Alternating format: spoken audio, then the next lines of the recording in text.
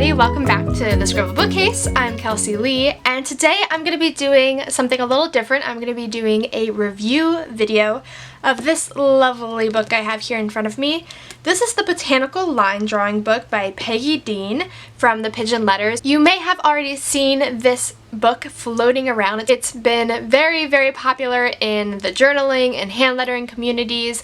Everybody's been picking up their own copies of this book, and if you have been like me, seeing all of these people getting this book and just letting it tease you into wanting to get it for yourself, but aren't quite sure if it's right for you or is going to really meet your needs, then I encourage you to stay tuned because I'm going to be talking about all of the positives of this book, as well as some of the things I don't quite like about the book or that I think could be better, some constructive criticism, if you will, and also just walk you through what you get with the book so that you can make the most informed purchasing decision. So, botanical line drawing, if you don't know what it is basically an art form of drawing using a pen or pencil and creating different images just through lines. So this typically isn't your mixed media, it's not watercolors or painting, but it's just drawing, basically. We make it complicated by saying line drawing, and you might be like, well, what's the difference between line drawing and just doodling? There isn't one. It's just a fancy way of basically saying that you're using a pencil or pen to make lines to create an image. So what this book does is it gives you 200 step-by-step flowers, leaves, cacti, succulents, and other different items you might find in nature to design them yourself. So when you open this book, you're basically just jumping right into it. There isn't much of a foreword. You have this tiny little welcome to Botanical Line Drawing, a little introduction from Peggy, and then we jump right into leaves. And so you can see I already started doing some. I wanted to get my hands on actually trying to use the book before I reviewed it for you guys, so I did some leaves already. You can see that mine definitely required some practice. Nice thing about it is that there's this big draw it space, so there's plenty of room for you to practice, even though it looks kind of small. Judging by the leaves, that the size that she's doing and trying to copy that, I can fit 3 practices in each of the draw it boxes, which is what I've been doing. But a nice thing about this book too is that there's really no need to do it within the actual book. You could easily just be using this in your journal or just using a sketch pad, a rhodia pad, whatever it is you like to use for practice, and do it outside of the book and keep the book in your mint condition if that's what you prefer. I like the idea of working right in the book and seeing mine right up against the sample ones, but that's just my preference. So you'll notice that every single page has the exact same format. Every one says step 1 through step 5. Every single illustration in this book, whether simple or complex, has 5 steps, and then the done, so what the finished product should look like. And then there's a little box that says draw it for you to practice, but like I said, you do not have to use that box to practice. And you can see as I'm flipping through it that we're going from much more simplistic drawings to much more complex drawings. So these things are getting much more complicated. That one not so much, but definitely as you move forward, you're moving in a simple to complex fashion, which I think is nice because if you start at the beginning and work your way through, you're going to be building up that stamina and that ability to kind of master these more complex drawings. So that's some of the leaves for you, and there's just so much variation in this book, which I really, really love. And then once we get through the leaves, we jump into flowers. So I'll show you some of them. I have not yet practiced any of the flowers, but this will give you an idea of what they look like. So once again, moving from more simple to more complex, and just really a ton of different options. And some of them really look more doodle-like, like this one. I would look at that and have no idea what flower that is supposed to actually be in real life. And then other ones actually look, you know, more like that could be a real flower. less doodle and more drawing, if you will, through the last ones there. And the flowers is probably my favorite section because those are the ones that are going to be the most complicated and the least likely that I'd be able to come up with it on my own. So that'll be really good practice. And then you have cacti and succulents, and everybody knows in this community that cacti and succulents are all the rage right now for whatever reason. People are obsessed with drawing them and buying them and everything. So, of course, she had to include that in here. And so you can see them throughout as well. They're all in like their cute little pots. So I thought that was a fun little addition to the botanical set. And then it ends on other nature items. So I'm not really sure what some of these are. Like this to me just looks like any old flower. I'm not sure what it's supposed to be. Same with like this. Like isn't that a, I guess maybe dandelion bushes, but I would have considered that a flower. Like wheat. And then mushrooms, I get that one. So they're obviously not flowers or leaves. Acorns, pine cones, so that's really fun. So I liked that she included some of these extras. I love the tree ring. I wish in the extras that there would have been some actual like trees. I think that would have been nice because you see here, clearly she knows how to draw them because in her little About Peggy section, she has these really neat big trees, and I thought that would have been cool to have in the other natural items, but that's just my preference. So that gives you an idea of what you get with the book. Some of the positives for me about this book are, one, it's just beautiful. I think the cover's beautiful. I think it looks great sitting on your desk. I love the fact that it's super compact. I can take it with me very easily. And it just has a super simple setup. There is no doubt about it that this is a workbook. There aren't, you know, discussions of what you're drawing. There aren't any like long passages that you have to read about supplies. It is basically just a workbook. I also liked that the pages are definitely thick enough to do the exercises. You know, sometimes you get practice books and the pages are so thin that you don't really want to write in it because it bleeds through or whatever. But this doesn't. There's a little bit of shadowing, but once you draw on the other side, it's hardly noticeable at all.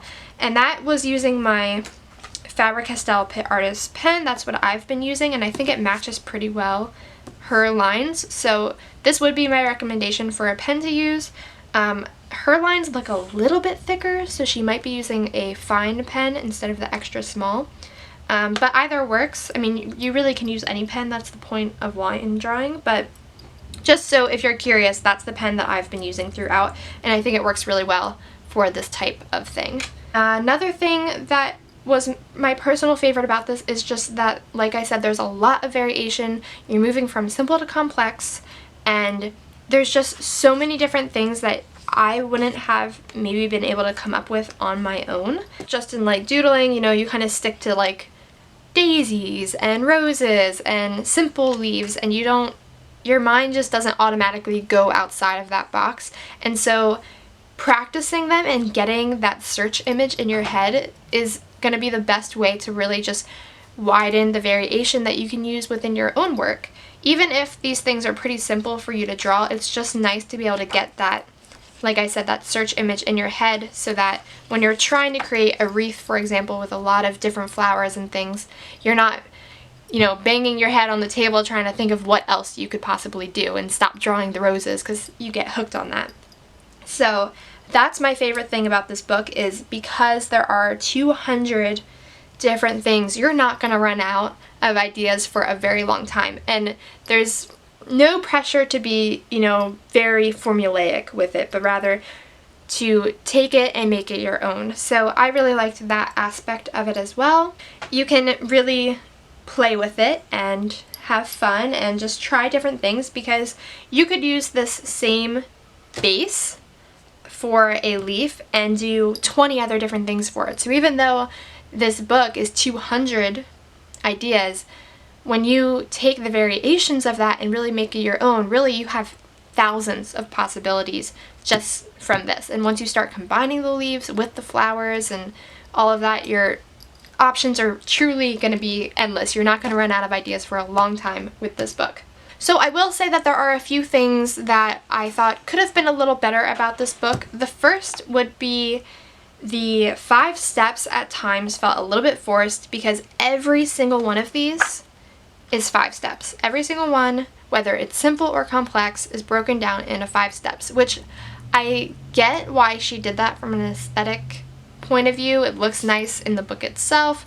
It makes it perhaps easy on the eye, but the truth of the matter is that a drawing like this being 5 steps and a drawing like this or that grass being 5 steps doesn't really quite mesh for me. I think that this, you know, could probably easily be 4 steps or 3 steps, and a flower that looks like that I would probably want broken down into like 10 different steps rather than having all of it kind of pushed together into one step, just so that you meet the 5-step requirement for each of them. So that was one thing I didn't quite love. I think that it would have made more sense for some of the flowers to be less than 5 or more than 5 steps. The other slight complaint I have is that there's really no words. Like I said, this is a workbook. For sure, this is not going to be like a super learn how to do it book, because it's not talking to you at all, if that makes sense. I think it would have been maybe nice if every now and then there was like a little tip on the page. Just little tips for drawing in general I think would have been nice, like how to hold your pen to get the best straight line, or how like odd numbers are more visually appealing to the eye than even numbers, so you should have an odd number of leaves. Those sorts of things I think would have been nice tips to have along the way, just like a little interaction between the author and the user of the book.